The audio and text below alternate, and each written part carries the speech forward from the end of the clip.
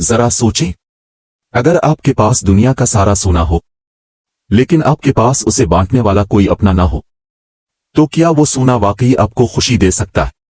ये कहानी है एक ऐसी लड़की की जिसके पास कुछ भी नहीं था और फिर सब कुछ मिल गया, मगर फिर भी वो अकेली थी।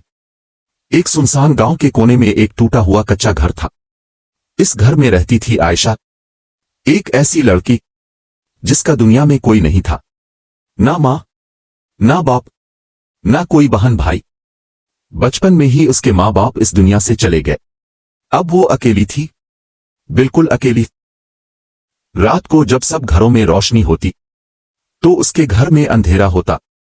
कभी वो भूखी सो जाती, कभी सिर्फ पानी पीकर, लेकिन फिर भी वो आसमान की तरफ देखकर कहती, या अल्लाह, तो है ना, बस मुझे यही काफी है। एक दिन वो जंगल में लकड़ियां जमा कर रही थी। अचानक उसका पांव किसी सख्त चीज से टकराया। वो जमीन पर बैठी और मिट्टी हटाने लगी। एक पुराना सा संदूक जाहिर हुआ। दिल जोर जोर से धड़कने लगा। उसने कांपते हाथों से संदूक खोला और जैसे ही खोला, रोशनी इसके चेहरे पर पड़ी।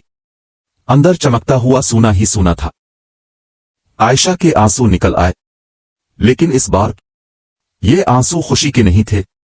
वो आहिस्ता से बोली, या अल्लाह, आज अगर मेरी मां होती तो कितनी खुश होती। वो खजाना लेकर वापस आ रही थी, लेकिन आज भी वो अकेली थी। कोई नहीं था जिसे वो ये खुशी बता सके। अचानक उसे महसूस हुआ, कोई इसका पीछा कर रहा है।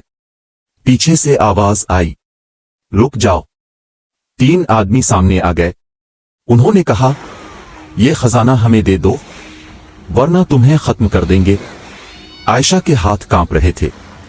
उसने उधर उधर देखा, कोई नहीं था, ना कोई भाई, ना कोई बाप जो उसकी हिफाजत करे। इसकी आंखों से आंसू बहने लगे, लेकिन फिर इसने आंखें बंद की और कहा, मेरे पास कोई नहीं, लेकिन मेरा अल्लाह है और मैं ये गलत काम नहीं करूंगी। इतने में कुछ गांव वाले वहां आ गए। वो आदमी डर कर भाग गए। आयशा बच गई, लेकिन इसके दिल की तन्हाई खत्म ना हुई। इस रात आयशा अकेली बैठी थी। इसके सामने सोने का खजाना रखा था, लेकिन इसके पास कोई नहीं था। वो जोर जोर से रोने लगी, या अल्लाह, ये सोना किस काम का, जब मेरे पास बांटने वाला कोई नहीं।